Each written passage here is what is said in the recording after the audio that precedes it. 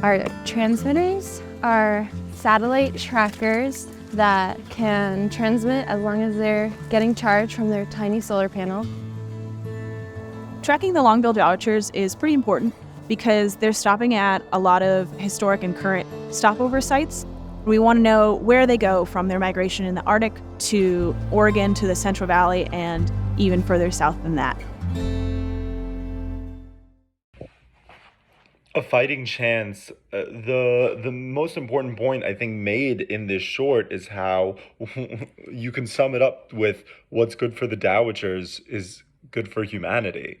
I mean, this isn't as if it's one sacrifice from us for the betterment of animals. It's a sacrifice that we're making at the expense of ourselves and at the expense of these animals.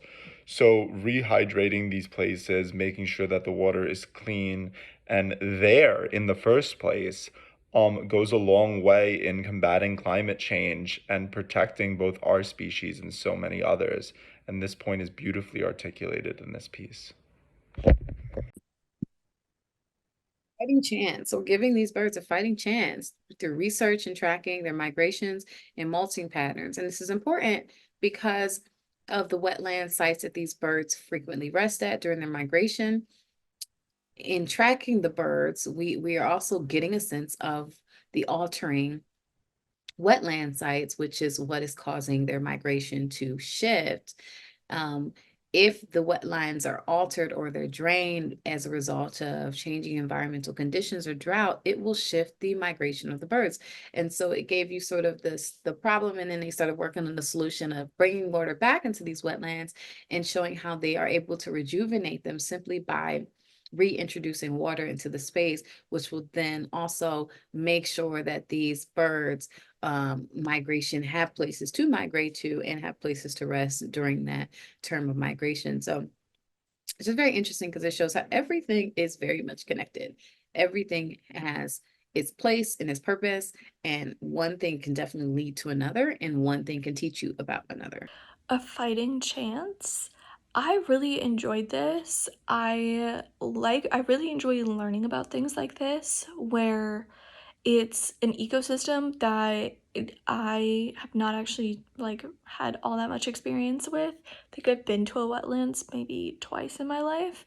So I don't really know a whole lot about what a wetlands really is and how important it is to the kind of local ecosystem, and how when you lose the wetlands, how much it really can affect things that you wouldn't expect. And I think one of them at some point said like that the to make the ecosystem truly work, you have to have the wetlands there. And I loved what one of them said where he was like, we're not going to take it back to like the 1800s, but we have to find a way to make it like more harmonious essentially.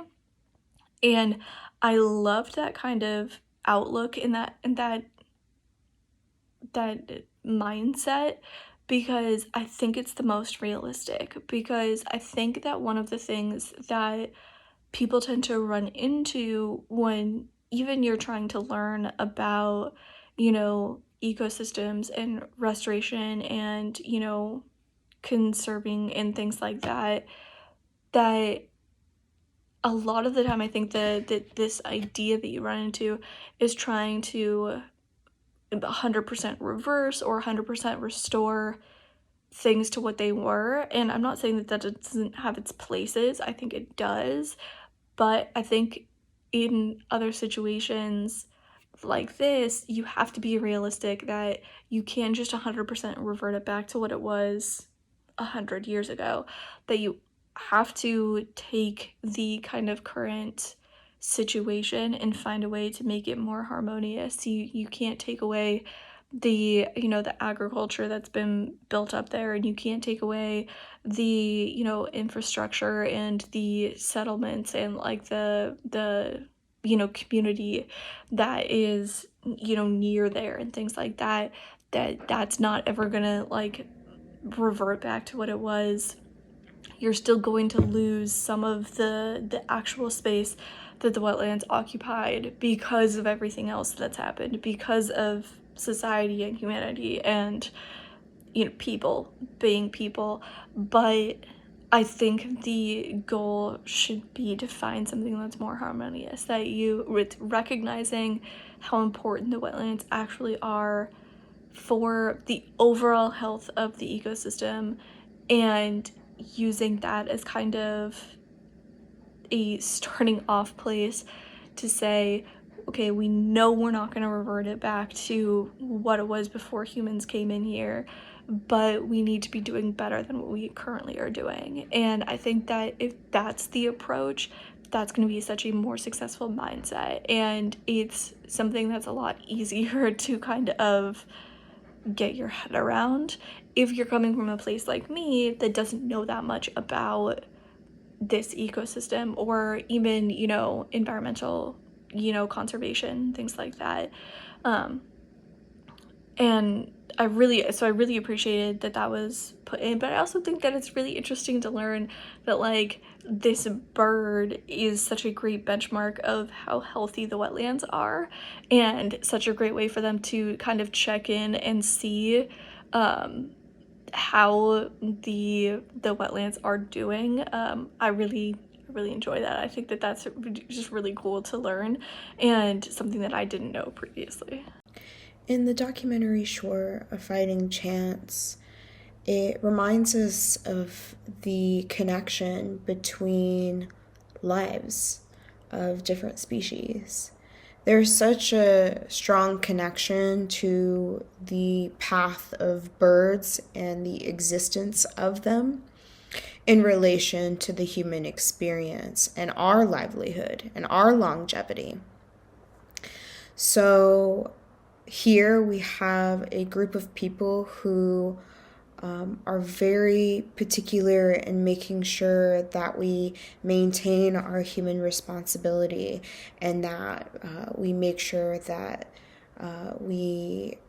they aren't being set in our traps and released into the wild when it comes to different scientific studies. This is about human responsibility. This is about climate change.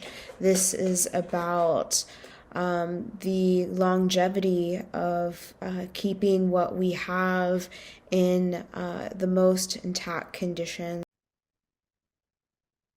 A Fighting Chance is an engaging and eye-opening short documentary event that allows viewers to sink into the world of the story and engage with the content that are being presented to them. I thought the visuals were stunning and that they could easily create buzz across the world. So well done.